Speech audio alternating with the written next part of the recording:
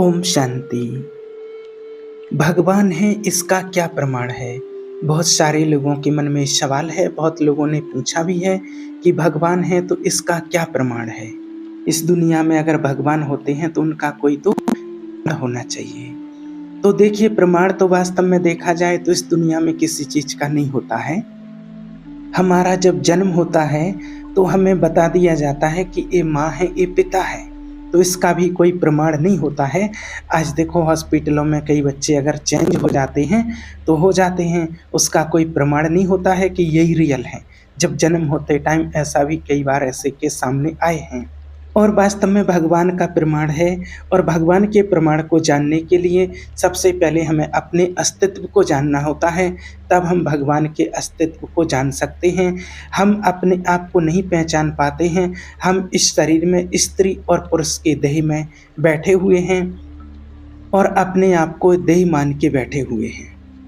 और इस 5 फुट के 3.5 हाथ के शरीर में जो बैठा है, अपने आप को उसको नहीं पहचान पा रहे हैं कि वास्तव में हम कौन हैं। 20 साल, 30, 50, 100 साल तक हो गए हैं हमें इस शरीर में रहते रहते, और इस शरीर के मालिक को हमने नहीं पहचान पाया है कि वास्तव में कौन है। हम शरीर के लिए कहते हैं मेरा हाथ, मेरा गला, मेरा मुंह, मेरा पैर। तो फिर मैं कौन हूँ भाई? इसके अंदर जाओ। मेरा मन, मेरी बुद्धि, मेरे संस्कार, मेरी इंद्रियां, तो इनमें भी मैं तो नहीं हूं ना। अब जो मैं बीच में कह रहे हैं, वो मैं कहने वाला कौन है? उसको खोज लो, उसको जान लो। उसके अस्तित्व को तो तुम जानते नहीं हैं। और जब अपने अस्तित्व को ही नहीं जानते हैं तो फिर ईश्वर को कैसे जान सकते हैं? अब कोई जानते नहीं, लेकिन मानना पड़ेगा कि कोई तो इस शरीर में है जो इस शरीर को चला रहा है। कोई तो है, भले जानते नहीं है, लेकिन कोई तो है जो इस शरीर को चला रहा है। ऐसा ही मानना पड़ेगा कि ईश्वर है और उसका प्रमाण है। आपको भी आज मिल जाएगा भगवान का प्रमाण कि वास्तव में दुनिया में भगवान होते हैं, उसका क्या प्रमाण है। और जिन लोगों के मन में ये सवाल है, उनकी आज शंका दूर हो जाएगी, उनको अपने सवाल का जवाब मिल जाएगा। देखिए, एक बार क्या हुआ, एक जगह सत्संग चल रहा था, एक गार्डन था बढ़िया, उस गार्डन में बैठे हुए थे। सत्संग चल रहा था, उसमें करीब 100 लोग बैठे हुए थे। तो हमने बोला, जैसे ही बात शुरू होती है तो यहीं से बात शुरू होती है, भगवान के नाम से ही। और मैंने कहा, बताया उनको कि भगवान का अस्तित्व है, भगवान होते हैं और ईश्वर के बिना नहीं चल सकते हैं। जब सब साथ छोड़ देते हैं तब ईश्वर ही साथ देता है, और जहाँ से कोई नहीं निकाल सकता है वहाँ से भगवान निकाल सकते हैं। तो हमने जैसे ही बोला कि भगवान है और भगवान में विश्वास रखना चाहिए, तो एक लड़का खड़ा होता है, उसमें से एक व्यक्ति खड़ा होता है और कहता है कि आपने कभी अनुभव किया है कि भगवान है, भगवान होते हैं? तो हमने कहा, हाँ, हमने अनुभव किया है, अपने जीवन में अनुभव किया है कि हाँ, भगवान है। तो वो कहने लगा कि जब आपने अनुभव किया वो ठीक है, लेकिन हमने तो कभी अनुभव नहीं किया है, और हमने अनुभव नहीं किया है तो हम कैसे मान सकते हैं कि भगवान होते हैं? आपकी बात को कैसे हम माने? अगर कुछ है तो आप सिद्ध करके बताओ कि हाँ, भगवान होते हैं। बोले कि आप दिखाओ कि ईश्वर हैं, और नहीं है तो फिर आप कैसे विश्वास के साथ कह सकते हो कि ईश्वर होते हैं अगर कुछ नहीं दिखा सकते हो? तो कहा जाता है कि मरता क्या नहीं करता। तो पलट के जवाब दिया कि जहर खाने से क्या होता है? तो वो लड़का बोला कि मृत्यु। तो हमने बोला कि तुमको कैसे पता कि मृत्यु होती है जहर से? कभी आपने अनुभव किया है? कभी जहर आपने खाया है? जहर खाने से मृत्यु होती है, कभी अनुभव किया है? तो बोला, नहीं, हमने तो अनुभव नहीं किया है। फिर हमने कहा, पता कैसे है आपको? बोला, जिसने खाया उसकी मृत्यु हो गई, डॉक्टर्स कहते हैं, इसलिए उनकी बात मानते हैं कि जहर खाने से मृत्यु होती है। तो हमने कहा कि जो मर गया उस पर विश्वास कर सकते हो, जो डॉक्टर है उस पर विश्वास कर सकते हो, तो जो इस दुनिया में इतने संत ऋषि मुनि हैं, वेद पुराण हैं, और जो ये बता रहे हैं, उन पर भरोसा क्यों नहीं किया जा सकता है? जो कोई तो है, आपने अनुभव नहीं किया है, लेकिन ऐसे बहुत से लोग हैं, कोई तो हैं जिन्होंने अनुभव किया है। बहुत हैं जिन्होंने ऑलरेडी अनुभव किया है, आपने नहीं किया है, तो क्या हुआ? तो 100 लोग उस प्रोग्राम में बैठे हुए थे, उसमें से करीब 90 लोग 95 लोग तो इस बात को मान जाते हैं, सहमत थे कि हाँ बात सब में बात तो सही है। ये अस्तित्व ऐसे ही नहीं चल रहा है। जो भगवान को मानने वाले हैं और वास्तव में भगवान होता है, लोगों ने माना, लेकिन उसमें से कुछ 5-7 कहा जाता है ना, कुंभकर्ण जैसे लोग होते हैं जो वो बैठे हुए थे, जो हर जगह कहीं ना कहीं जहाँ पर सत्संग होता है कहीं ना कहीं ऐसे लोग कुछ ना कुछ पाए ही जाते हैं। तो उनमें से 3-4 लोग बोले कि भाई आपकी बात तो ठीक है, हम मानते हैं, इस बात को तो मान लिया है, लेकिन कुछ प्रैक्टिकल बताओ। तो आपने जो बताया उस चीज़ को मानते हैं, लेकिन कुछ प्रैक्टिकल बताओ। तो हमने कहा कि ठीक है भाई। तो बढ़िया गार्डन था जहाँ सत्संग चल रहा था, बहुत से वहाँ पर पेड़ पौधे खड़े हुए थे, और हमने कहा ठीक है, आपको अभी प्रमाण दिखाते हैं, बस थोड़ा सा टाइम लगेगा, थोड़ी सी मेहनत लगेगी। हमने कहा अगर दर्शन करा दें आज भगवान का तो मान जाओगे? बोले हाँ, कमाल हो जाए अगर ऐसा हो जाए। तो हमने कहा ठीक है, थोड़ा सा रुको। तो फिर एक बार और जब हमने पूछा कि कितने लोगों को विश्वास नहीं है कि भगवान होते हैं, वो हाथ खड़ा करो। तो 4 लोगों ने हाथ खड़ा किए, बाकी सब नीचे बैठे रहे, किसी ने नहीं बोला, और 4 लोगों ने ही बोला है। तो देखिए, अब इस बात को आप भी ध्यान से समझना और सुनना। उनमें से हमने पूछा कि भाई आपको विश्वास नहीं है? बोले नहीं, वरना उनकी गरारी अटकी हुई है, उनकी पेटी अभी बंद है। हमने उनसे पूछा कि आप लोग कहाँ से आए हैं? तो उनमें से एक भाई बोले कि हम भाई दिल्ली से आए हैं।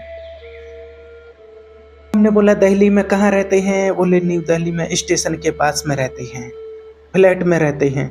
तो हमने कहा कहाँ पर रहते हैं? फ्लैट में। कौन से फ्लैट पर रहते हैं? तो बोले 5वें माले पर रहते हैं, 5th फ्लोर में रहते हैं। तो हमने कहा 5वें फ्लोर पर रहते हो, पक्का है? बोला हाँ पक्का है। तो फिर हमने कहा 5वें फ्लोर पर रहते हो, लेकिन नहाते कैसे हो?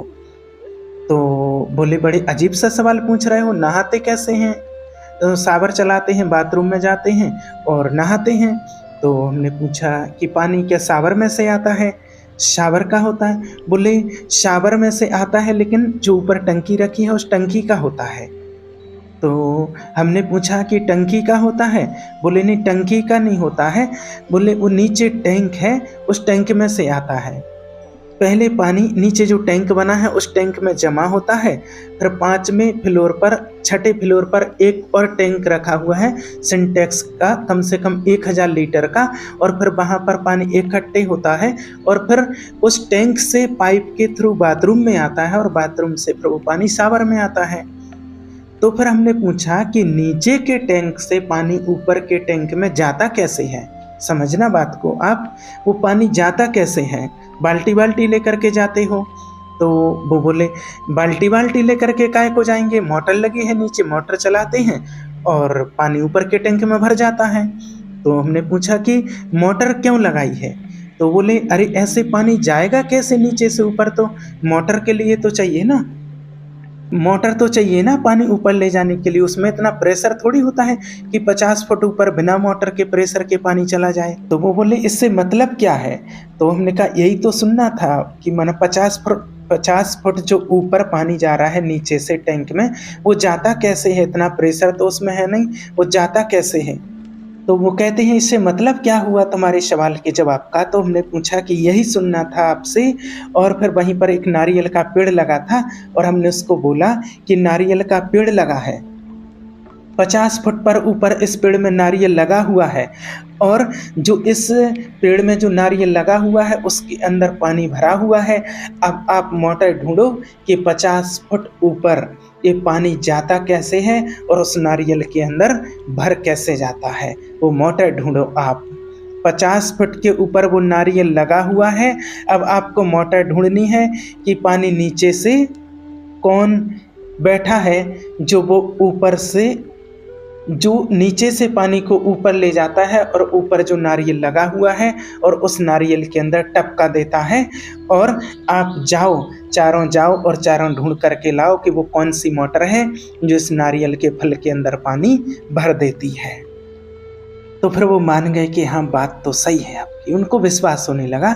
लेकिन उसमें से जो 2 लोग थे वो कहने लगे कि बात तो सही है सर, लेकिन कुछ और थोड़ा दिखाओ, कुछ और प्रैक्टिकल प्रूफ बताओ। तो हमने कहा ठीक है, थोड़ा और दिखाते हैं। तो वहाँ पर स्विमिंग पूल बना हुआ था और उसमें लोग नहाते थे। हमने देखा था नहाते हुए, तो उनसे पूछा कि थोड़ी देर पहले हमने देखा था कि आप यहाँ नहा रहे थे। बूढ़े बोला वो, हाँ सर, हम थोड़ा सुबह-सुबह नहाते हैं, स्विमिंग पूल में नहा रहे थे। और और फिर हमने पूछा कि थोड़ी देर पहले देखा कि आप माना एक्सरसाइज़ कर रहे थे, जिम में कुछ एक्सरसाइज़ कर रहे थे। बोले हाँ सर, पहले हमने एक्सरसाइज़ किया, जिम में जाकर के बहुत मेहनत की और फिर नहाया। तो हमने उनसे कहा कि एक चीज़ और आपकी हमने नोट की थी, जब आप जिम में थे उस टाइम पर एक चीज़ और आपकी नोट की थी। बोले हाँ बताइए, क्या देखा आपने? तो उनसे बोला कि हमने बोला कि आप बार-बार ऐसे माथे से हाथ लगा कर के ऐसे पोंछ रहे थे, माथे पर बार-बार हाथ लगा रहे थे, कहीं रुमाल से कहीं हाथ लगा रहे थे, तो क्या कर रहे थे? तो वो वो कहने लगे भाई कि भई जब मेहनत करते हैं, जिम में एक्सरसाइज़ करते हैं तो पसीना आता है, पसीना बाहर निकलता है, तो पसीना पोंछ रहे थे। तो हमने कहा पसीना बाहर कैसे निकलता है? तो वो कहने लगे कि पोर्स हैं, माना छोटे-छोटे से छिद्र हैं बारीक, और उस छिद्र में से पानी बाहर जाता है। तो हमने बोला छिद्र में से पानी बाहर जाता है? बोले हाँ, छिद्र में से पानी बाहर जाता है। तो फिर हमने कहा कि जब मेहनत करते हैं तो छिद्र में से पानी बाहर आता है, और फिर जब नहाते हैं स्विमिंग पूल में डूब के तो उन छिद्रों में से पानी अंदर क्यों नहीं जाता है? जब नहाते हैं तो अंदर क्यों नहीं जाता है? ऐसा कौन-सा शटर लगा हुआ है, आप खुद विचार कीजिए। ऐसा कौन-सा ढक्कन लगा हुआ है जिसको पता चल जाता है कि जिम में गया, मेहनत कर रहा है तो खुल गया, और नहा रहे हैं तो वो बंद हो जाता है कि अब पानी अंदर ना चला जाए। तो वो कहने लगे बात तो आपकी बिल्कुल सही है। अब इस गणित को समझना कई लोगों को बड़ा मुश्किल होता है, क्योंकि आदमी की बुद्धि आज इतनी विस्तार में है कि लोगों को इन बातों को समझना बड़ा मुश्किल लगता है। आज देखिए, इस दुनिया में एक ही मिट्टी है, एक ही पानी देते हैं, एक ही खाद देते हैं, सब कुछ देते हैं, और मिर्ची भी उसी मिट्टी में उगती है और गन्ना भी उसी मिर्ची में उगाया जाता है। एक ही मिट्टी, एक ही पानी, एक ही खाद मिर्ची भी पैदा करते हैं, और वो ही पड़ोस के खेत में गन्ना पैदा करते हैं। वो गणित क्या है वो समझिए। वही सूरज जनवरी और फरवरी में कितना मीठा लगता है, और जून जुलाई में वो कितना बुरा लगता है, फाड़ देता है। वो क्या गणित है उसका, और लोग उसको समझने की कोशिश नहीं करते हैं। और एक बात और, आज देखिए दुनिया में जितनी भी नई-नई मार्केट में गाड़ी आती है, वही माना मॉडल उनका हर साल चेंज होता है। 17 आज देखा जाए तो आज 23 में कोई और मॉडल था, 24 में नया मॉडल बन के आ जाता है, 25 में और नया बन के आएगा। लेकिन ईश्वर ने जो हमारे शरीर की रचना की है, उसने कब रचना की थी आज से वही चला आ रहा है। कुछ भी अपडेट नहीं है कि कहीं जैसा आँख लगी है वहीं आँख है, हाथ पैर सब वैसे के वैसे हैं। कभी ये नहीं है कि एक पीछे लगा दूँ आँख, पीछे से कोई वार ना कर दे, देखना पड़ेगा, नहीं। और सबको पसंद है, सबको अच्छा लगता है, सबको बढ़िया लगता है। तो कहने का भाव कि ईश्वर के अस्तित्व को और ईश्वर को जानने से पहले हमें स्वयं को जानना होगा कि वास्तव में हम कौन हैं। ये 5 तत्व से बना हुआ हड्डी मांस का हमारा ये पुतला है, ये ढांचा है, और इस ढांचे के अंदर छुपा है वो नूर, वो आत्मा, वो परमात्मा की संतान। उसको हम जानते नहीं हैं, और जब तक उसको नहीं जानेंगे तो कहा जाता है कि जब तक खुद को नहीं जानेंगे तो खुदा को नहीं पहचानेंगे। जब तक अपने आप को नहीं जानेंगे तो परमात्मा को नहीं पहचान सकते हैं। तो अपने अस्तित्व को पहले जानना होगा। इस 5 फुट के शरीर के अंदर छिपा हुआ हम कौन हैं, और वास्तव में वो ही आत्मा है, उसकी ही वैल्यू है। उसके निकलने के बाद इस शरीर की कोई वैल्यू नहीं रहती है। इसको जला देते हैं, हटा देते हैं, गाड़ देते हैं, कुछ भी कर देते हैं। इसलिए पहले उसको समझें तो परमात्मा की पहचान आपको मिल जाएगी। वास्तव में आत्मा परमात्मा की संतान है, और हम सभी आत्माओं का पिता वो परमात्मा, वो ईश्वर, वो एक है। देखना चाहें तो दुनिया में उसके बहुत सारे प्रमाण हैं, और कोई नहीं मानना चाहे तो उसके लिए कोई प्रमाण नहीं है, ना फिर उसको कोई ज़रूरत प्रमाण की देने की होती है। तो अपने आप को ऐसा कभी नहीं समझना चाहिए, अपने में ना ऐसे संकल्प लाना है कि भगवान नहीं है। भगवान का क्या प्रमाण है? प्रमाण आपको स्पष्ट बता चुके हैं। ओम शांति।